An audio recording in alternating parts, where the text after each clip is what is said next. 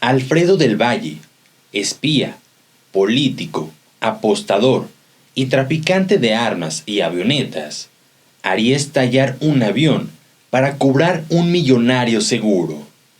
Esta es la historia del avión de la muerte. Alfredo del Valle Bango pretendió mejorar la hazaña de los dinamiteros Paco Sierra y Emilio Arellano. Colocó TNT y 15 cartuchos de dinamita en su avión para cobrar $1.000.000 por su presunta muerte. Pero el destino volvió a salvar muchas vidas inocentes, aunque el saldo trágico fue de 3 muertos y 7 heridos graves. La tragedia ocurrió el sábado 9 de mayo de 1953, relativamente poco tiempo después de que los dinamiteros Paco Sierra y Emilio Arellano colocaron una bomba en un avión de pasajeros que no se despedazó por verdadero milagro. En el aeropuerto de Mazatlán, Sinaloa, el artefacto explotó cuando algunos empleados se encontraban manipulando los equipajes procedentes de un avión de pasajeros. Todo parecía indicar que la explosión fue producida por una bomba de tiempo, colocada en algún beliz y graduada para accionarse cuando el avión se encontrara en el aire. No ocurrió, porque la nave llegó al aeropuerto de Mazatlán con algún anticipo sobre el horario previsto. El avión no sufrió daños porque los explosivos estallaron en el área de paquetería en el aeropuerto de Mazatlán, cuando la nave había partido hacia el Distrito Federal. No fue por error del criminal, sino de un empleado que, por descuido, dejó la bomba en tierra y luego pretendió corregir la falla, mandándola en otro avión de pasajeros, pero el estallido se produjo cuando los maleteros llevaban el equipaje en un carrito metálico. Alrededor de las 11:05 del 9 de mayo de 1953, aterrizó en el aeropuerto de Mazatlán el avión que procedía de Ciudad Obregón, piloteado por el capitán Mujica. La aeronave fue descargada por los maleteros y, como de costumbre, las maletas del equipaje fueron trasladadas a bordo de una carretilla al compartimiento interior, donde se entregarían a sus compañeros. Los testigos dijeron que no acababa de entrar la carretilla con las pertenencias al departamento, cuando se escuchó una terrorífica explosión. Todos los que estaban adentro del edificio fueron arrojados a varios metros de distancia, cayendo enseguida una lluvia de piedras y maderos desprendidos del techo. Una espesa nube de polvo envolvió el local, y pasados los primeros minutos de terror, los que salieron ilesos procedieron a auxiliar a una docena de heridos que se encontraban bajo los escombros. Los pedazos de metal se distribuyeron a manera de bomba de fragmentación y hubo considerables destrozos en el aeropuerto. El resultado de la explosión fue desastroso, pero después de causar la muerte instantánea de otros 2 maleteros y otro empleado que falleció a consecuencia de sus heridas, otras 7 personas fueron llevadas de emergencia a un hospital, donde aquellos días se debatieron entre la vida y la muerte. Cuando estalló la bomba en el aeropuerto de Mazatlán, el avión que transportó la bomba y seguramente también en donde viajaba la persona para quien estaba dedicada, había partido hacía 5 minutos rumbo a la capital del país. De tal modo que ni la tripulación ni los pasajeros se dieron cuenta del peligro que los había amenazado durante su travesía, y todo transcurrió como si nada hasta llegar a la Ciudad de México, alrededor de las 16:15. Las personas que viajaban en ese avión conocieron la noticia hasta haber llegado a la capital y palidecieron al saber que, debido a un adelanto en su itinerario, se habían salvado tan solo por unos cuantos minutos. De acuerdo con Jorge Joseph, reportero de la prensa, el atentado dinamitero fue un episodio en la guerra por el control de la producción distribución y venta de los estupefacientes, que en Sinaloa florecía ya desde entonces. No iba dirigida contra los pasajeros, ni estaba destinada a algún político, como tampoco se originó en actividades relacionadas con seguros de vida. Aunque hasta ese momento no se había confirmado nada en absoluto, ni sospechosos, ni líneas de investigación, ni pistas o detalles del caso, pues se mantenía secrecía. Se creyó con firmeza que el atentado había sido dirigido contra el administrador del campo aéreo de Mazatlán, Francisco, con el fin de eliminarlo. Se plantearon 3 vías sobre las cuales podría resolverse el caso. La lucha de los gángsteres, que a unos se le llamaban cárteles de las drogas, atentado político o cobro de seguros de vida. La segunda hipótesis se descartó casi inmediatamente, ya que ninguno de los pasajeros era o conocía a ningún político importante de la época.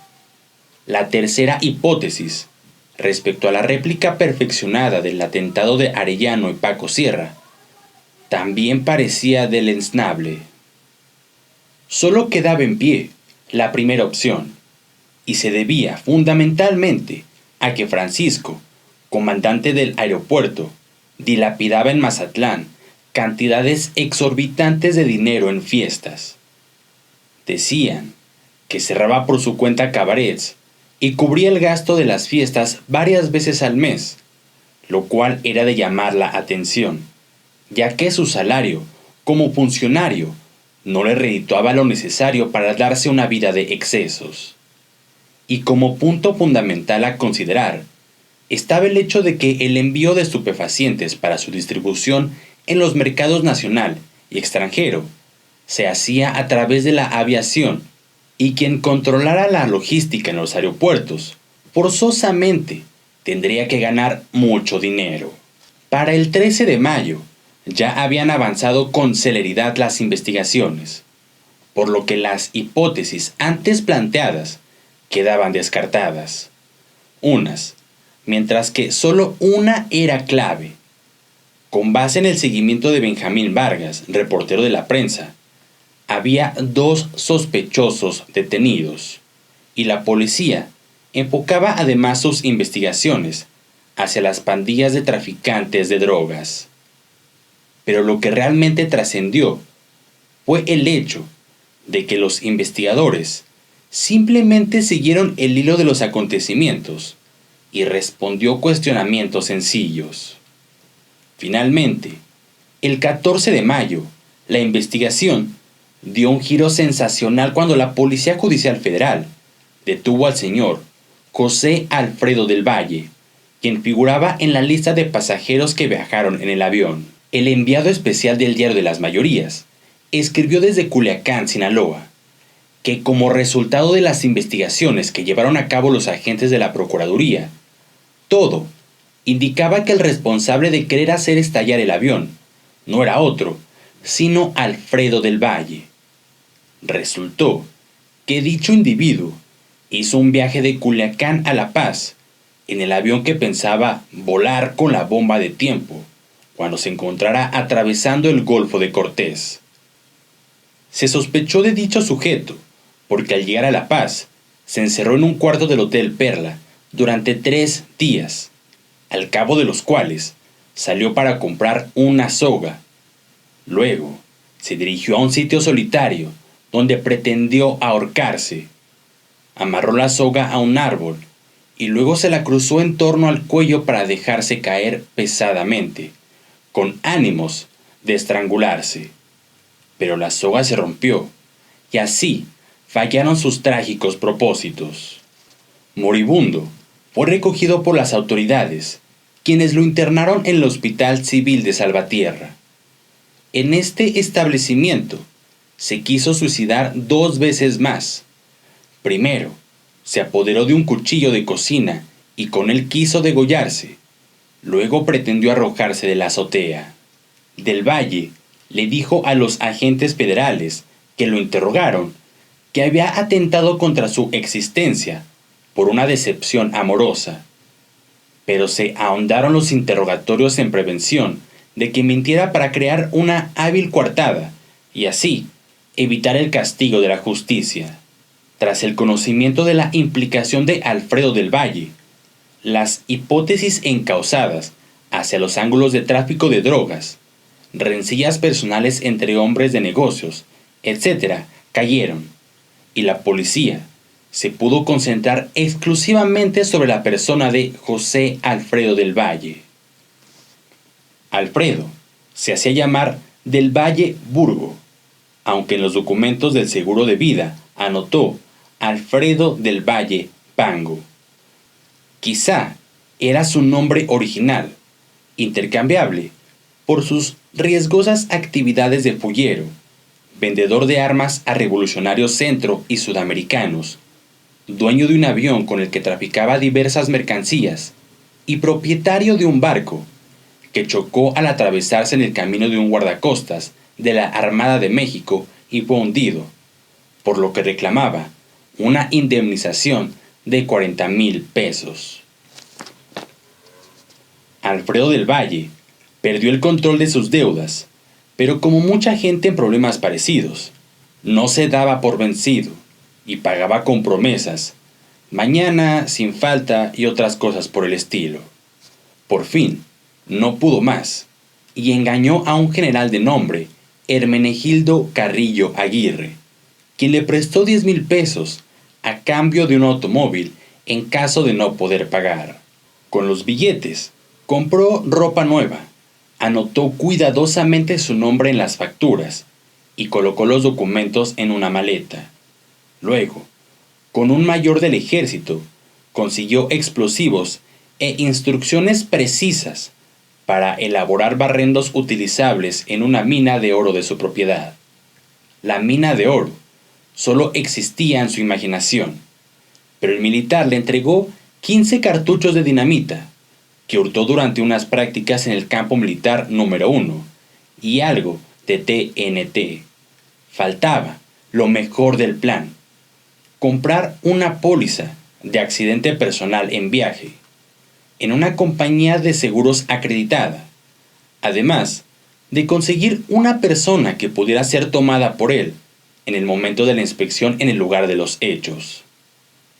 Como todos los apostadores, tenía amigos y a quienes podía traicionar en cualquier momento, como ellos podían hacerlo con Alfredo del Valle. Para sustituirlo en el avión de la muerte, escogió al sirio libanés José Ramón Salamán. Con el árabe había ganado y perdido dinero a montones, así que no fue difícil engañarlo con un viaje de negocios a Mazatlán, Sinaloa. Alfredo del Valle quedó a disposición de la justicia y seguramente pasó algún tiempo en Lecumberri, pese a mover todas sus influencias para ser liberado.